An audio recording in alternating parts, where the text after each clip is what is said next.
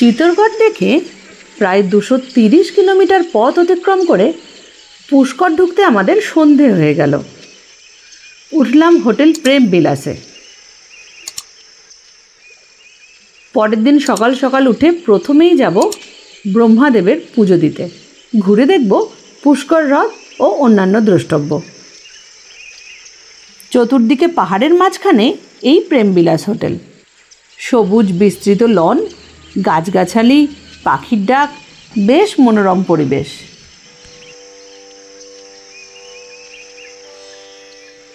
পুষ্কর হল আজমির শহরের কাছে একটি মন্দির শহর এবং ভারতের রাজস্থান রাজ্যের আজমির জেলার পুষ্কর তহসিলের সদর দপ্তর। এটি আজমির থেকে প্রায় 10 কিলোমিটার উত্তর পশ্চিমে অবস্থিত, আর জয়পুর থেকে দূরত্ব প্রায় 150 কিলোমিটার মতো। পুষ্করে অনেক মন্দির রয়েছে। পুষ্করের বেশিরভাগ মন্দির ও ঘাট 1800 শতাব্দী এবং তার পরবর্তী সময়ে তৈরি হয়েছিল। এখন আমরা এসে পৌঁছেছি পুষ্কর লেকে। জাস্ট এক্ষুনি ব্রহ্মার পুজো দিয়ে আমরা এই লেকেতে এসেছি। বলে নাকি এই লেকে স্নান করলে প্রচুর পুণ্য হয়, তো আমরা একটু জল মাথায় ছিটিয়ে নিয়েছি। পুষ্কর মানে নীল পদ্ম ফুল। এই পুষ্কর হ্রদে 52টি ঘাট রয়েছে, আর এই পবিত্র হ্রদটিকে ঘিরে প্রায় 400টিরও বেশি নীল রঙের মন্দির রয়েছে। পুষ্করের সবচেয়ে গুরুত্বপূর্ণ মন্দির হল হিন্দু ধর্মের পবিত্র ত্রিমূর্তিগুলির মধ্যে একটি ব্রহ্মার মন্দির।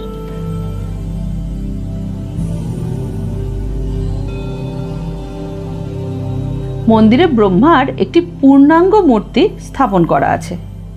পুষ্কর হ্রদ, যা তিব্বতের মানস সরোবরের হ্রদের মতোই পবিত্র বলে মনে করা হয়।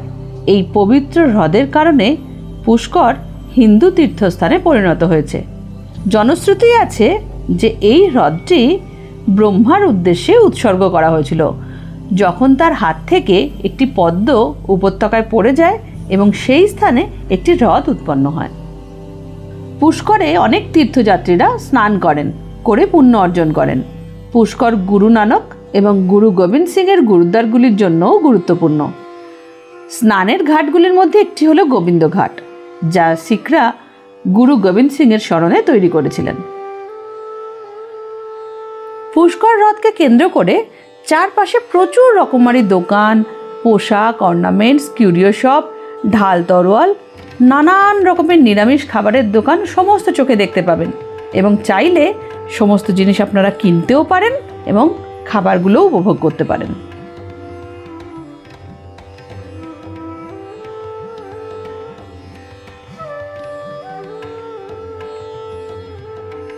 হ্রদ পেরিয়ে উটের গাড়িতে চেপে বা পায়ে হেঁটে দেখে নিতে পারেন কাছেই দুটি পাহাড়, যেটি সাবিত্রী পাহাড় ও গায়ত্রী পাহাড় নামে পরিচিত। বলা হয় সাবিত্রী মাতা এবং গায়ত্রী মাতা দুজনেই ব্রহ্মার স্ত্রী। সাবিত্রী পাহাড়ে রয়েছে সাবিত্রী মাতার মন্দির। এটা আপনি পায়ে হেঁটে বা রোপওয়ে করে দেখে নিতে পারেন।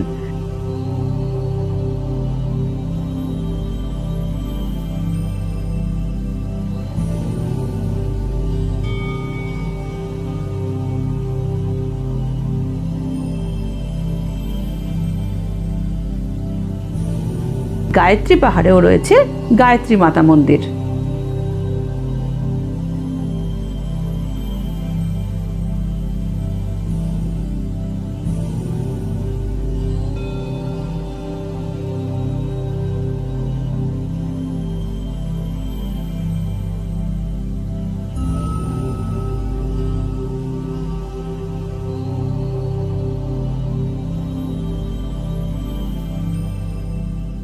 পুষ্করে একটি বার্ষিক মেলা হয়, যেটি পুষ্করে উটের মেলার জন্যই বিখ্যাত।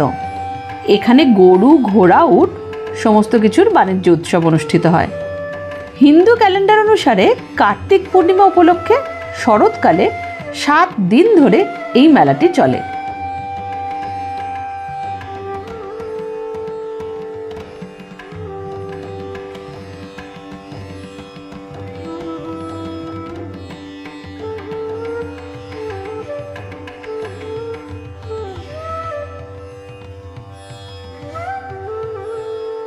হোটেলে ফিরে লাঞ্চ সেরে আজই আমরা বেরিয়ে পড়ব রণথম্বরের উদ্দেশ্যে।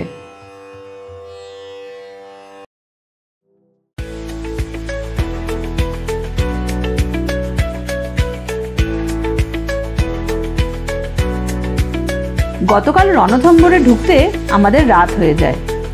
আজ ভোরবেলা রণথম্বরের মোস্ট অ্যাওয়েটেড অ্যাডভেঞ্চার জঙ্গল সাফারি করতে বেরিয়ে পড়লাম দল বেঁধে পূর্ব নির্ধারিত সময় অনুযায়ী।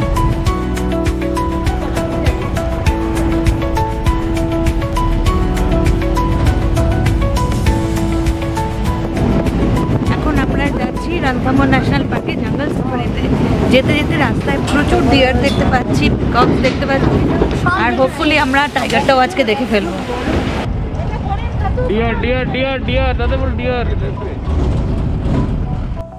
এখানে দু ধরনের জঙ্গল সাফারি হয়, জিপ সাফারি আর ক্যান্টার সাফারি। সার্ভিস চার্জেস আর জিএসটি ছাড়া জিপ সাফারিতে খরচ পড়বে 1350 টাকা মতো, আর ক্যান্টার সাফারিতে খরচ পড়বে 815 টাকা।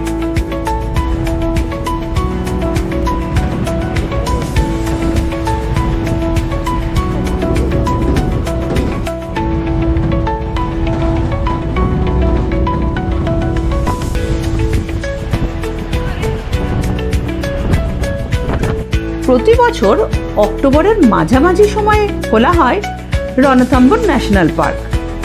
পরিবার ও বন্ধুবান্ধবদের নিয়ে সুন্দর জঙ্গল সাফারি করার জন্য এই অসাধারণ অভয়ারণ্যে একবার অন্তত ঘুরে আসতে হবে।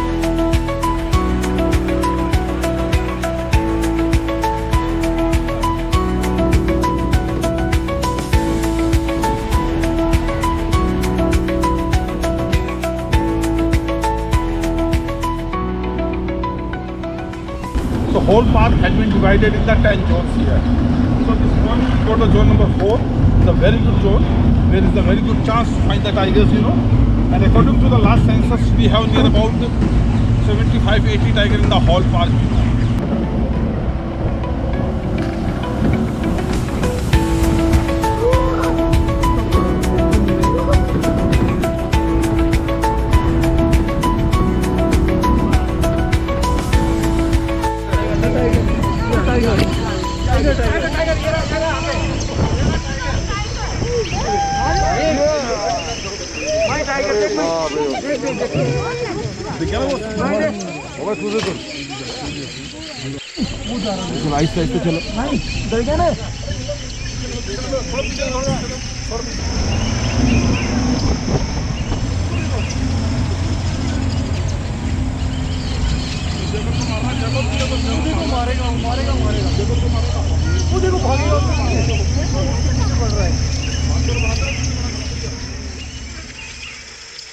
এই ন্যাশনাল পার্কের মধ্যে দিয়েই সাফারি করার সময় খুব সামনে থেকে দেখে নিলাম রয়্যাল বেঙ্গল টাইগার। শীতের মরশুমে গভীর জঙ্গলে বাঘের অবাধ বিচরণের সাক্ষী হলাম বেশ অনেকক্ষণ ধরে। সূর্যের আলোয় গা ভাসাতে এরা ঘুরে ঘুরে বেড়ায়।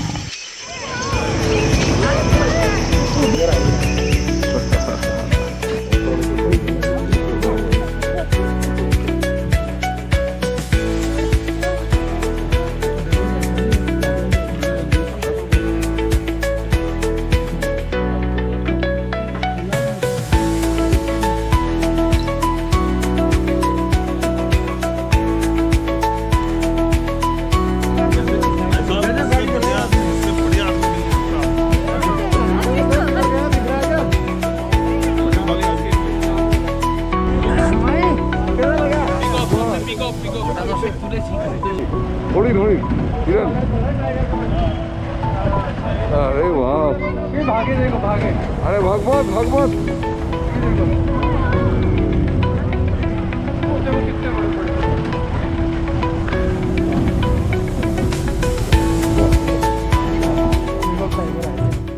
অক্টোবরে রণথম্বরের তাপমাত্রা থাকে 10 থেকে 30 ডিগ্রি সেলসিয়াসের মধ্যে।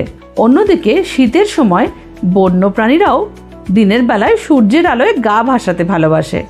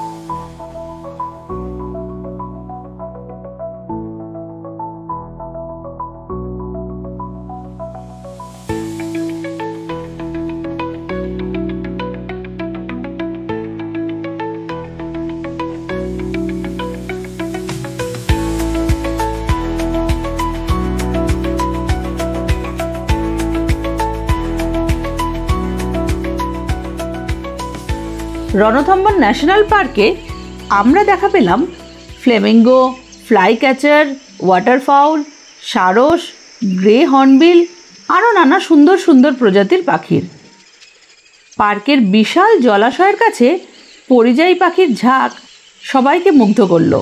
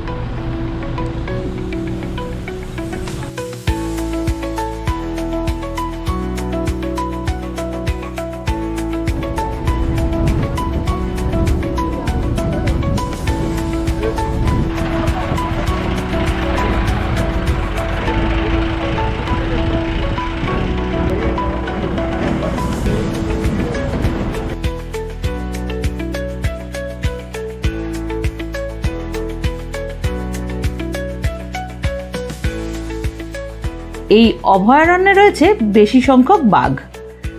এছাড়া দেখা পেলাম নীলগাই, বুনো শুয়োর, সাম্বার, রুফাস, স্লথ বিয়ার, কুমিরের।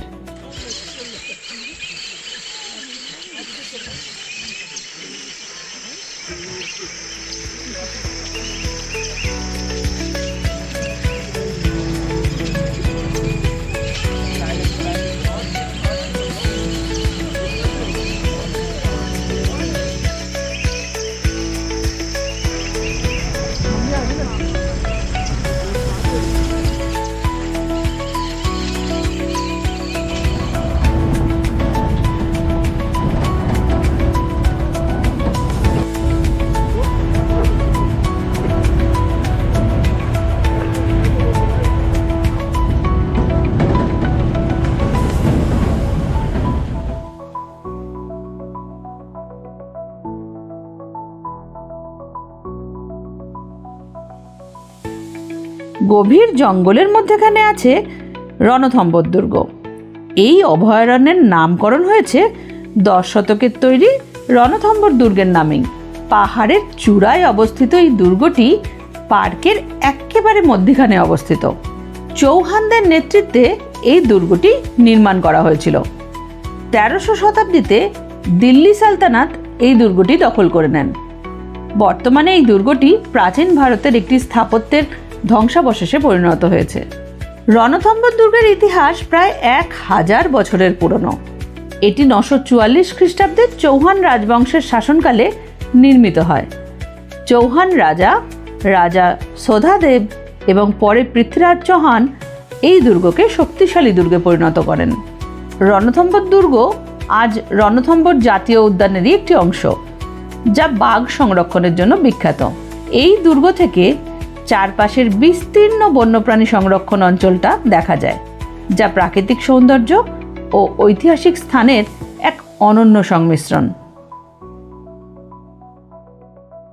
রণথম্বর থেকে এর পরে আমাদের ডেস্টিনেশন হচ্ছে জয়পুর, দ্য পিঙ্ক সিটি। ওখানে গিয়ে আপনাদেরকে আবার মানস ভ্রমণ করাবো। আর রাজস্থানের আমাদের আগের পর্বগুলি যদি আপনারা দেখে না থাকেন, প্লিজ দেখে নিন। আমাদের ডেসক্রিপশন বক্সে লিংক দেওয়া রইল। আর আমাদের সাথে এরকম আরও নিত্য নতুন ট্রাভেল ব্লগ দেখতে গেলে প্লিজ আমাদের চ্যানেলটি সাবস্ক্রাইব করুন।